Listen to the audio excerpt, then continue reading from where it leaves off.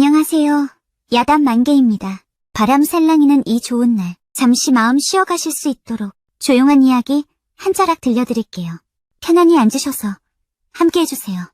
옛날 강원도 산골에는 송화라는 젊은 마님이 살았습니다. 이 마님은 원래 한양에서 떵떵거리는 가문의 며느리였지요. 허나 시댁이 사화에 휘말려 몰락하는 바람에 간신히 혼자 살아서 시골로 내려온 것이었지요. 헌데 평생 손에 물 한 방울 안 묻힌 마님이 농사일을 알겠습니까? 할 줄 아는 게 없으니 참으로 궁핍한 생활을 하고 있었습니다. 유산이라곤 집 한 채가 전부였으니 앞날이 참으로 막막했지요. 일을 어찌하면 좋을꼬. 농사일을 해본 적이 없으니 앞으로 어찌 살아가야 하나. 어느 날 송화 마님은 산중턱에 있는 감자밭으로 향했습니다. 저녁에 먹을 감자를 좀 캐기 위해서였지요. 그렇게 호미로 감자를 캐던 마님은 감자를 소쿠리에 담아 산을 내려오고 있었습니다. 헌데 산속 오솔길에 웬 사내가 쓰러져 있는 게 아니겠습니까? 송화 마님은 무서워서 그냥 지나치려 했지요.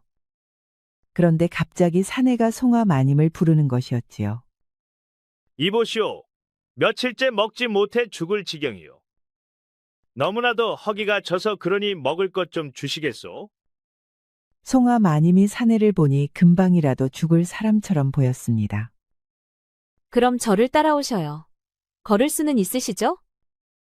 힘들긴 하지만 조금만 부축해주면 걸을 수는 있을 것 같소. 송화 마님은 낯선 사내의 손을 잡고 일으켜 세워주었습니다. 그러자 사내가 마님의 어깨에 팔을 걸쳤지요. 순간 송화 마님은 당혹스러워 가슴이 뛰었고 얼굴까지 붉어졌지요. 하지만 굶어 죽을 것 같은 낯선 사내를 모른 채 할 수는 없었습니다. 사내는 젊은 마님의 어깨에 팔을 올리고 그녀를 의지한 채 한 걸음 한 걸음 발걸음을 떼었지요. 그리고 해질녘이 다 되어 송화 마님 집에 도착했습니다. 이곳에서 잠시만 기다리시옵소서. 송화 마님은 사내를 마루에 앉혀주고 캐온 감자를 씻어 가마솥에 넣고 삶았습니다. 그리고 뜨거운 감자를 들고 가서 사내에게 주었지요. 뜨거우니 천천히 드시지요. 참으로 고맙소, 부인. 사내는 송화 마님이 가져온 감자를 호호 불어가며 허겁지겁 먹었습니다. 삶은 감자 2개를 다 먹고 나서야 사내가 말했지요. 덕분에 살 것 같소. 헌데 나는 오갈 데가 없는 몸이니 하룻밤만 묵어가도 되겠소? 이 집은 여인이 혼자 사는 집이요? 송구하오나 낯선 사내를 재워드릴 수는 없소. 꼭 방이 아니어도 좋소. 보아하니 행랑채 옆에 헛간이 있던데 그것도 괜찮소. 젊은 사내가 하도 딱해 보여 마님은 그러라 승낙해 주었습니다. 대신 아침 일찍 떠나주셔요. 알겠소. 참으로 고맙소이다. 사내는 헛간으로 가고 마님은 안방으로 들어갔습니다. 헌데 자리에 누워도 좀채 잠이 오질 않았지요. 헛간에 낯선 사내가 머물고 있다는 생각에 괜스레 불안하고 초조했습니다. 여인 홀로 사는 집에 남정네가 들어와 있으니 긴장도 되었지요. 뜬 눈으로 나를 세우다 아침이 밝아 해가 떠오르자 그제야 긴장이 풀렸습니다. 밤새 아무 일도 없었던 것이 다행이라 여기며 마님은 바깥으로 나가 보았습니다. 그런데 마당에 나온 마님은 깜짝 놀라고 말았습니다. 마당에는 캐온 감자가 한 가마 가득 놓여 있었고 사내는 우솥을 벗은 채 장작을 패고 있었지요. 송화 마님이 눈을 크게 뜨고 다가가 물었습니다. 아니, 어찌 떠나지 않으셨나요? 그렇지 않아도 가려 했는데 보아하니 겨울에 쓸 뗄감도 먹을 것도 없더이다. 이곳은 산중이라 겨울에 뗄감이 없으면 얼어 죽기 십상이요. 그래서 내가 겨울 채비를 해드리려는 것이요. 듣고 보니 사내가 해주지 않으면 어차피 자신이 해야 할 일들이었습니다. 허나 농사 경험도 없는 여인의 몸으로는 감당하기 어려운 일들이었지요. 참 고맙습니다. 하지만 제겐 품삯을 드릴 돈이 없어요. 돈은 없어도 돼요. 내가 힘들 때 부인이 나를 도와주셨으니 이제는 내가 부인을 도와드리려는 것뿐이오. 그런데 보아하니 농사짓는 것이라곤 감자밭밖에 없는 것 같소? 그렇지요. 그게 다예요. 허면 어찌 삼시 새끼를 감자만으로 버티시려 하시오. 기다려보시오. 오늘은 장작을 마저 패고 내일은 감자를 지고 갓살과 곡식으로 바꿔오리다. 송화 마님은 낯선 사내의 말에 왠지 마음이 설레고 기대가 되었습니다. 감자만 먹다 보니 이제는 목구멍에 잘 넘어가지도 않던 참이었지요. 이렇게까지 신경 써주시다니 참으로 고맙습니다. 제 이름은 송화라 해요. 그대는 성함이 무엇이신가요? 나는 김철이오. 그렇군요. 그럼 오늘 밤은 행랑채를 쓰셔요. 제가 깨끗이 청소해 두었어요. 고맙소 부인. 다음 날 날이 밝자 김철은 감자 한 가마를 메고 장터로 향했습니다. 그리고 어떻게 하면 더 좋은 값을 받을 수 있을지 곰곰이 궁리하였지요. 그때 여종을 데리고 장 보러 나온 귀부인 같은 분을 보았습니다. 그런데 이 귀부인은 건강이 좀 안 좋은지 잔기침을 하고 있었지요. 그러자 김철이 그녀를 향해 다가가 말을 건넸습니다. 허, 이렇게 아름다운 마님께서 병마의 고통을 받다니 안타깝구려. 좋은 처방이 있는데 들어보시겠소? 그 말에 귀부인이 눈을 치켜뜨며 김철을 보았습니다. 아니, 지금 내게 사기를 치려는 것이냐? 사기라니요. 결코 그런 뜻은 아니옵니다. 단지 부인께서는 참 고우신데 목소리가 잠기고 목이 부어 보이니 안타까워 말씀드리는 것이오. 아니, 그럼 네가 무슨 약방 비법이라도 알고 있어. 내게 말을 거는 것이냐? 그야 당연하지요. 부인께서 그 방법을 쓰시면 목이 부어 답답한 증세가 단번에 나아지실 것이오. 허, 그놈 참말 한번 잘하는구나. 그래, 그럼 방법이 무엇인지 어서 말해보거라. 방법은 이 감자를 매일 갈아 즙을 내어 따뜻하게 덮여먹에 찜질하시고 조금씩 마시는 것이오. 그 말에 귀부인의 얼굴이 황당하다는 표정이 되었지요. 아니, 감자를 어찌 목에 붙이고 또 마신단 말이냐? 그리 말하자 김철은 마님의 귀에 가까이 다가가 속삭였습니다. 한양에서도 극소수 의원과 기생들만 아는 비방이랍니다. 그 말에 귀부인의 눈이 갑자기 커졌지요. 정말이냐? 내게 감자나 팔아먹으려고 수작을 부리는 것은 아니고? 뭐 그리 생각하신다면 그냥 가시지요. 부인의 고운 목소리가 아까워서 비법을 알려드린 건데 그런 말씀을 들으니 섭섭하구려.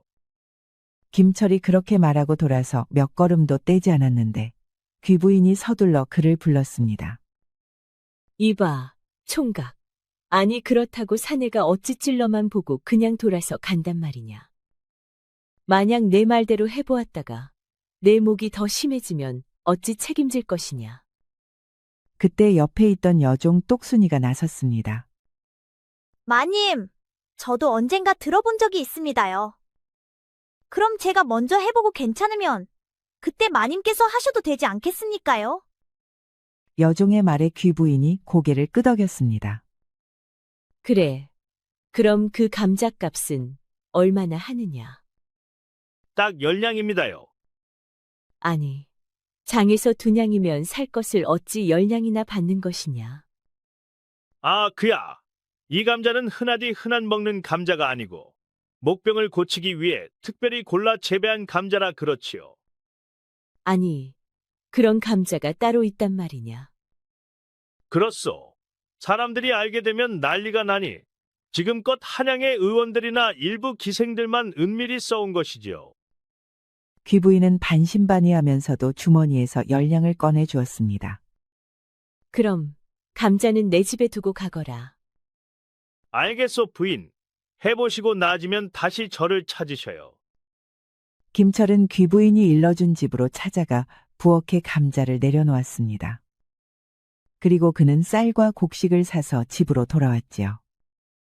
김철은 2냥으로 쌀과 곡식을 사고 나머지 8냥을 마님에게 내어주었습니다. 아니 어찌 돈이 이리 많으신가요?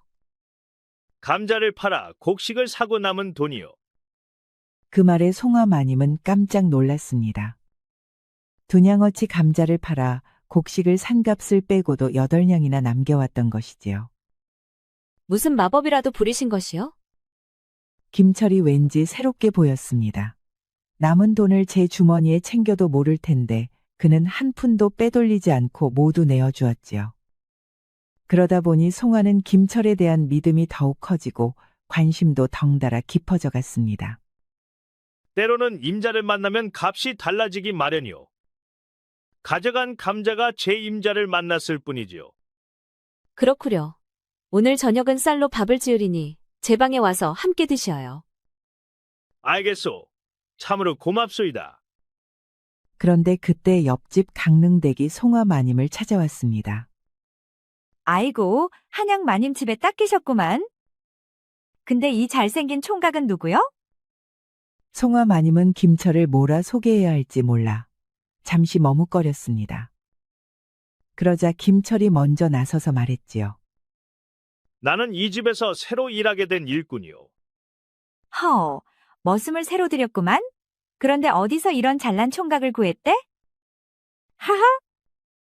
나중에 시간 나면 우리 집에도 좀 와주시구려. 일은 안 시킬 테니 얼굴이나 좀 보게 말이야. 강릉댁은 김철에게 성큼 다가가 그의 팔을 잡듯이 만지며 몸을 베베 꼬았습니다. 그 불편한 광경을 보고 송화 마님이 말했습니다. 강릉댁, 무슨 일로 오셨사온가요? 아이고, 내 정신 좀 봐라. 딴 얘기 하느라 까먹었네. 다름 아니라 이번 추석 명절에 떡을 많이 하려 하거든? 그러니 한양 마님 댁은 따로 떡 안 해도 된다고? 전화로 온 게지? 괜히 번거롭게 나까지 신경 쓰지 않으셔도 되어요. 에그, 참 마님이야. 요새 고생 많잖아. 하루하루 감자만 쪄 드신다던데 그 꼴로 어찌 사신랴? 뭐 떡쯤이야 내가 해줄 테니 그리 알고 계셔요.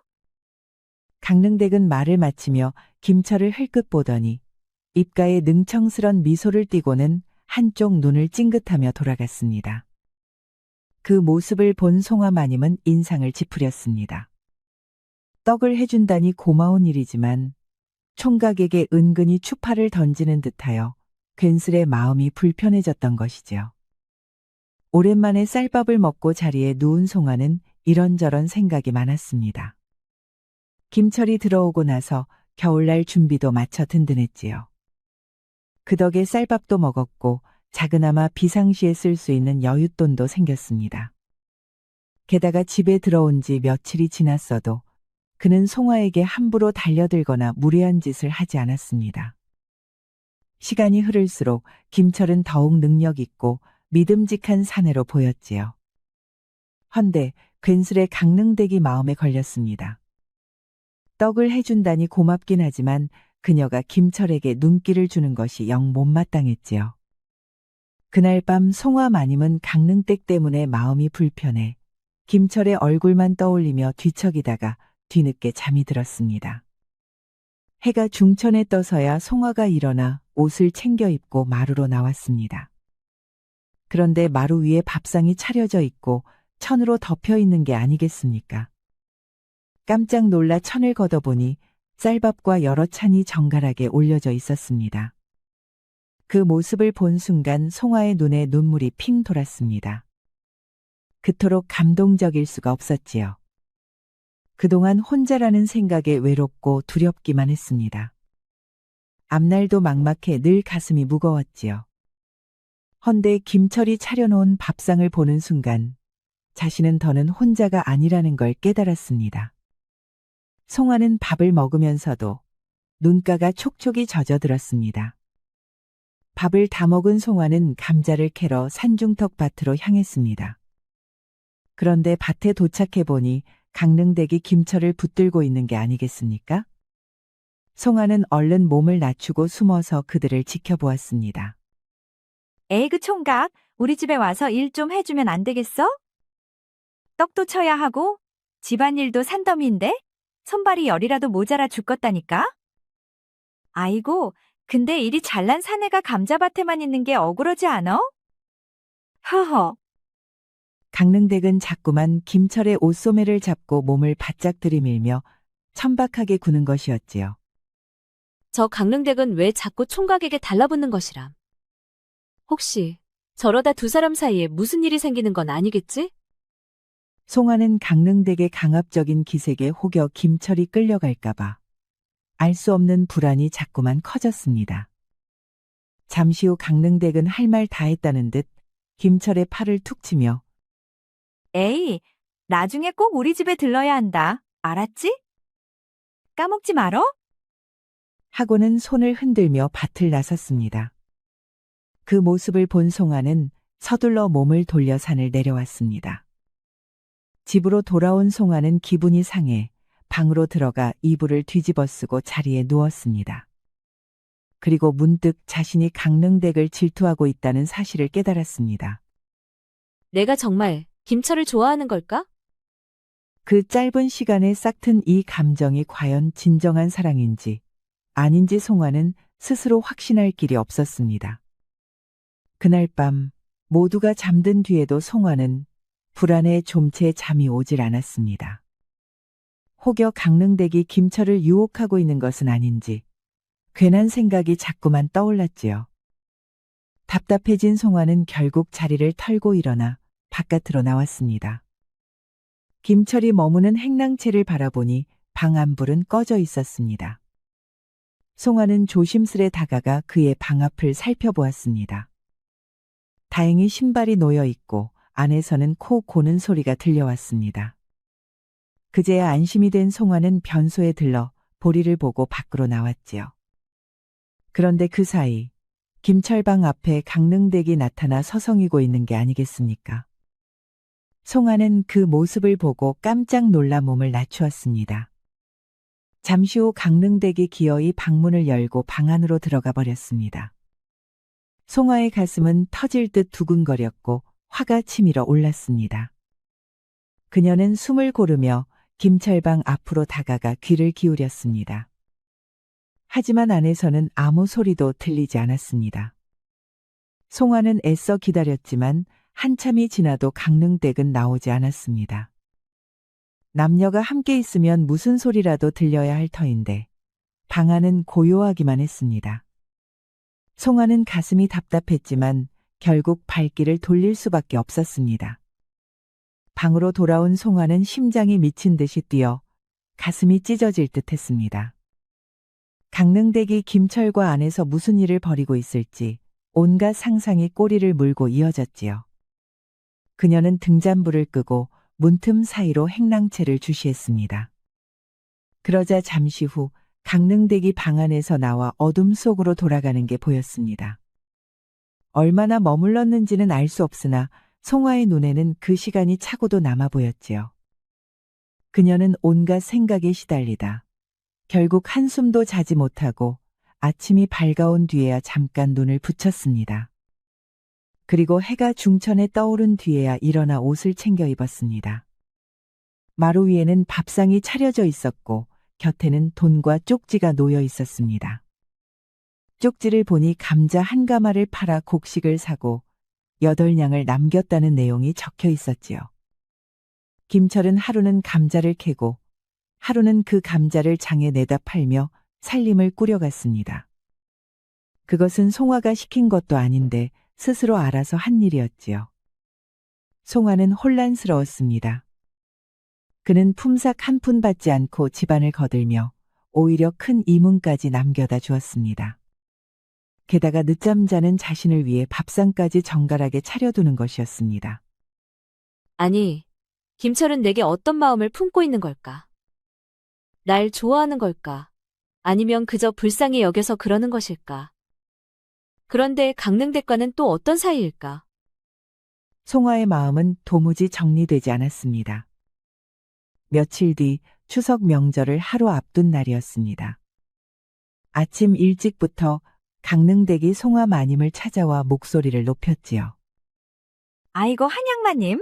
이번에 떡을 좀 잔뜩 치려는데 산에 손이 모자라 죽겠으다.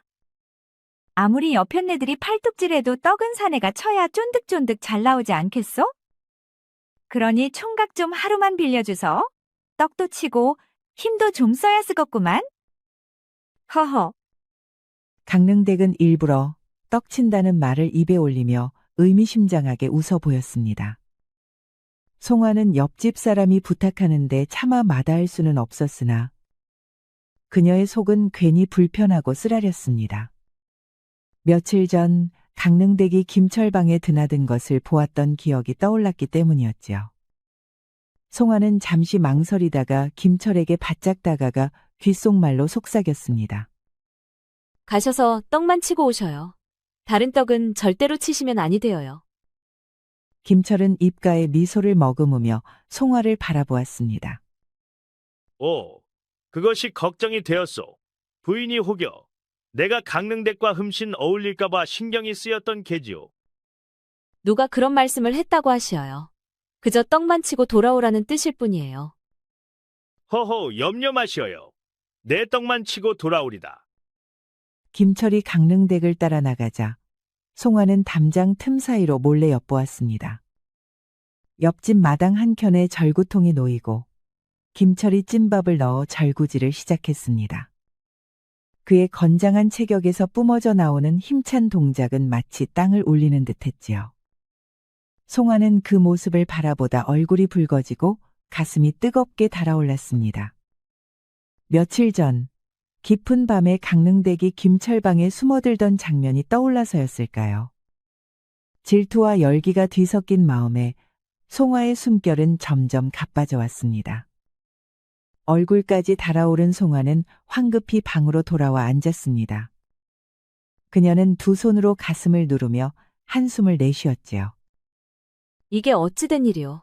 내 가슴이 어찌 이리 요동을 치는 것이람. 내 생에 이런 일은 없었는데 김철의 절구질 소리만 들었을 뿐인데도 송화는 말을 꺼낼까 말까 망설이다가 마침내 용기를 내어 물었습니다. 엊그제 밤에 강릉댁이 행랑채에서 나오는 것을 보았는데 두 사람은 무슨 사이이신가요? 아니, 무슨 사이란 말씀입니까? 강릉댁이 내 방에서 나왔다니. 그건 또 무슨 말씀이요? 김철이 얼굴빛 하나 바꾸지 않고 대묻자 송화는 순간 말이 막혔습니다. 엊그제 밤에 강릉댁이 분명히 행랑채에 다녀간 것을 보았는데 그걸 모르신단 말씀이신가요? 무슨 소리인지 나는 영 알 수 없소. 그가 정말 모르는 건지 아니면 시치미를 떼는 건지 송화는 도무지 분간할 수가 없었습니다. 모른다 하시니 내가 잘못 본 것이겠지요? 다음 날 김철이 감자를 지고 장터로 향하자 송화는 그 뒤를 멀찍이 따라갔습니다. 그가 어떻게 돈을 벌어오는지도 궁금했지만 그보다도 그에 대해 더 알고 싶었기 때문이었지요. 한참을 따라간 끝에 김철이 장터 한켠에 감자를 내려놓고 누군가를 기다리고 있었습니다. 잠시 후 부유한 옷차림의 귀부인이 다가왔습니다. 자네 왔는가, 김철. 어서 오시지요, 부인. 자네 덕분에 요즘 목소리가 예전 같지가 않네. 쉰 기운이 싹 사라지고 붙던 목도 거짓말처럼 나아버렸어. 호호. 하루도 거르지 않고 감자즙을 데워 목에 찜질하고 또 조금씩 마셨더니 일이 홀가분할 수가 없구려. 그리 말씀해 주시니 제게도 큰 보람이 되는군요. 이제 부인의 목소리 또한 한층 고와지셨습니다. 귀부인 마님은 슬며시 미소를 띠며 눈길을 던졌습니다. 그렇지 않나? 자네, 내 목소리뿐 아니라 이 몸도 한번 보고 싶지 않소? 내 아무한테나 보여주는 몸이 아니네. 자네는 특별히 내 마음에 들었으니 이번엔 보여주마.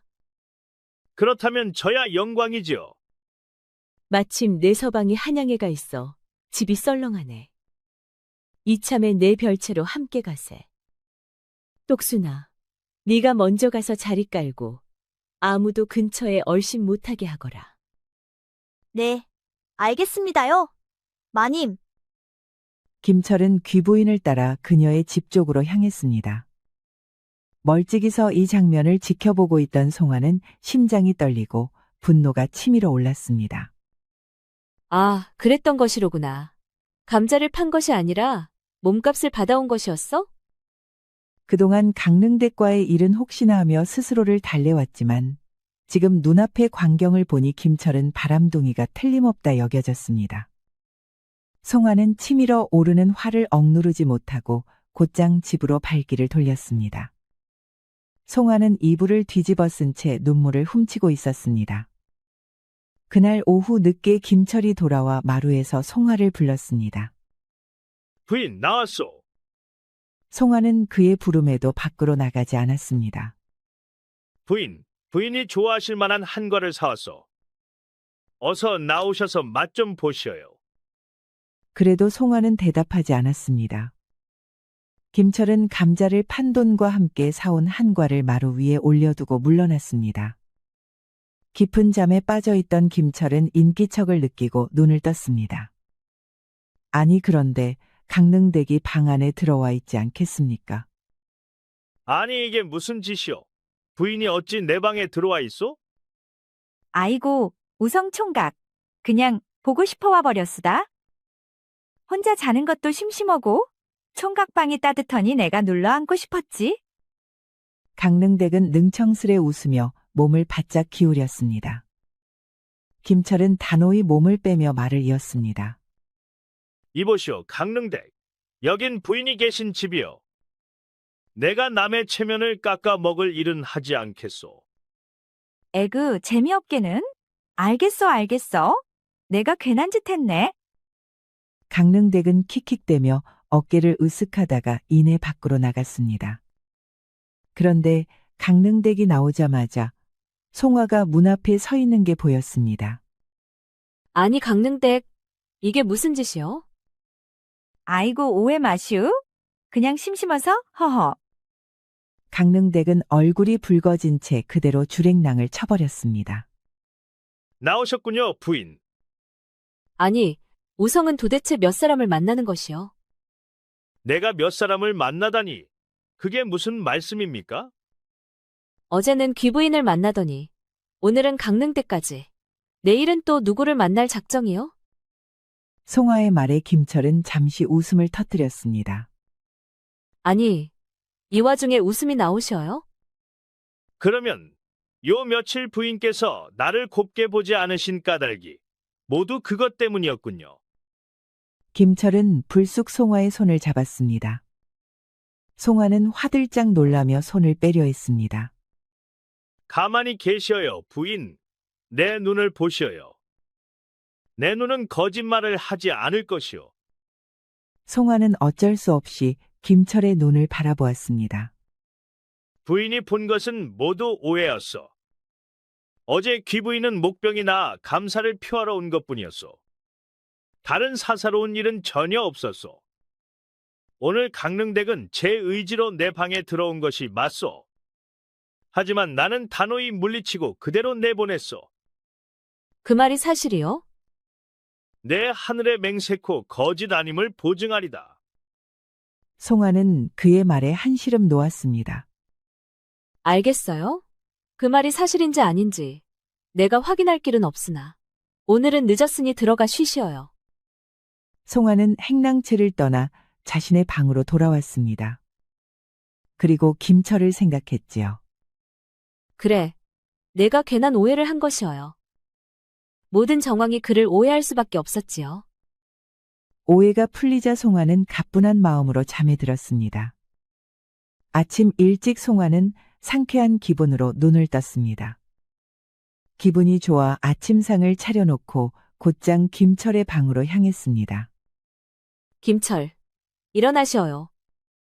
여러 번 불러도 대답이 없자 송아는 조심스레 방문을 열어보았습니다. 아니 그런데 자고 있는 그의 모습을 보고 송아는 깜짝 놀라고 말았습니다. 겉옷은 벗겨져 있고 바지는 우뚝 솟아 마치 큰 천막을 친 듯 팽팽히 서 있었지요. 그 모습을 본 송아는 얼굴이 붉게 달아올랐습니다. 심장도 두근거리며 요동쳤습니다. 애구머니나, 이제 보니 그것도 아주 튼실해 보이네. 호호. 그에 대한 오해가 풀리자 송아는 그런 김철의 모습마저 사랑스럽게 느껴졌습니다. 망설임 없이 그의 방 안으로 들어간 그녀는 허리끈을 풀었습니다. 잠결에 일어난 김철은 곁에 와 있는 송화를 보고 그녀를 와라가나 올렸습니다. 잠시 후 행랑채에서 울리는 쿵쿵거림이 마당까지 전해졌습니다.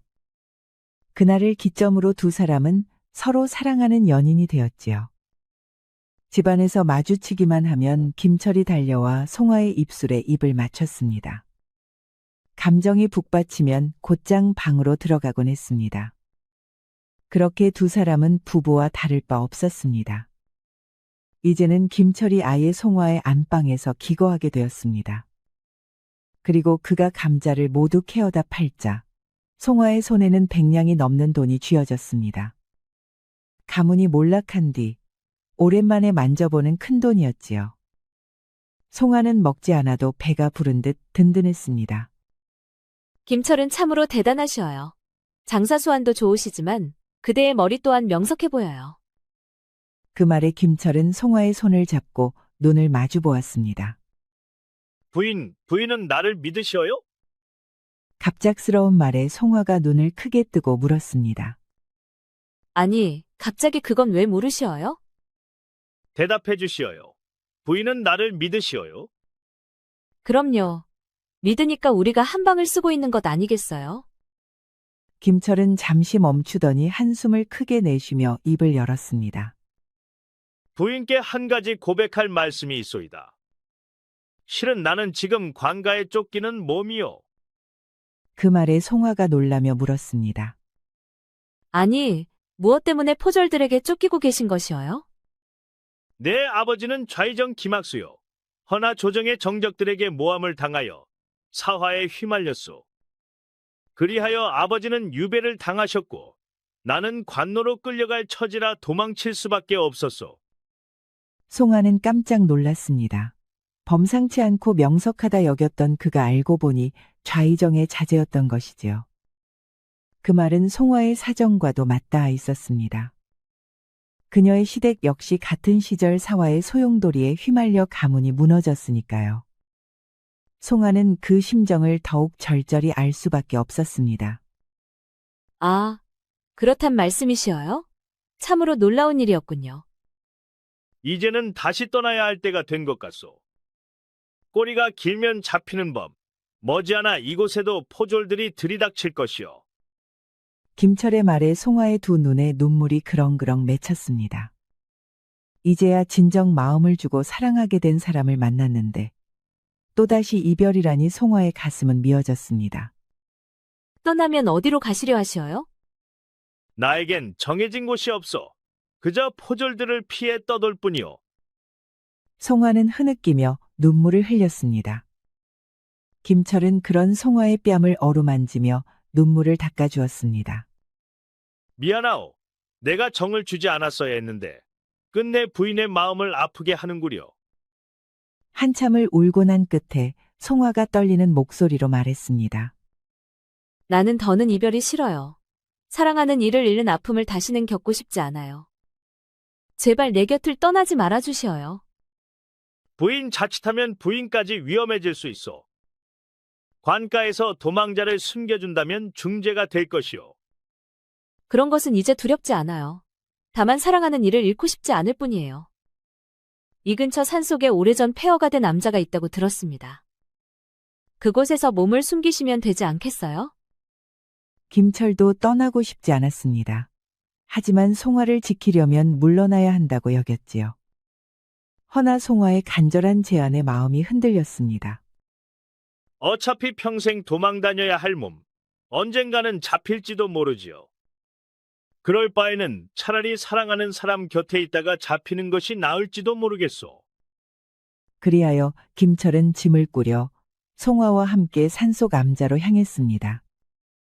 한참을 걸어 도착한 암자는 오래 버려져 폐허가 된 모습이었습니다. 손 좀 보면 사람 사는데 지장 없을 듯하오. 제가 자주 찾아오겠어요. 우선은 이곳에 몸을 숨기셔요. 그날 밤 송화는 김철과 함께 암자에 머물렀습니다. 다음 날 산을 내려오는 그녀의 발걸음은 무겁기만 했습니다. 사랑하는 이를 산속에 두고 오려니 가슴이 찢어지는 듯 아팠지요. 그 후로 송아는 달에 2-3번씩 몰래 음식을 지고 산을 올랐습니다. 그곳에서 김철과 하룻밤을 보내고 이튿날 내려오곤 했습니다. 그렇게 세월이 흐른 어느 날이었지요. 장에 나갔던 송아가 벽보에 붙은 방을 보았습니다. 내용인즉 폭군이던 임금이 반정으로 몰락하고 유배되었던 좌의정 김학수가 무고함이 밝혀져 복권되었다는 것이었지요. 송아는 방을 읽자마자 숨가쁘게 암자로 달려갔습니다.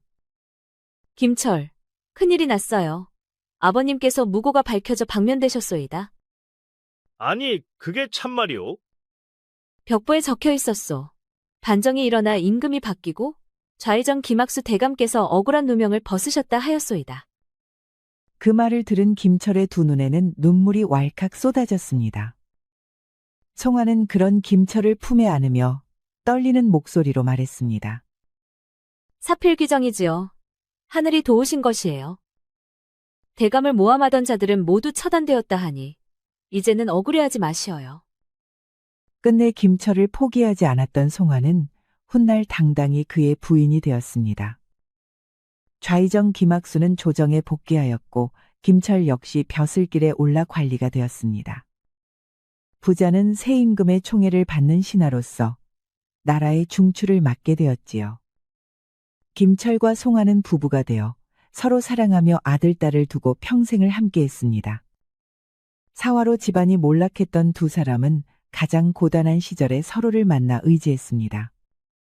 먹을 것도 없어 굶주렸고 내일을 알 수 없어 막막했지만 그 속에서 사랑의 싹은 움트고 자라난 것이었습니다.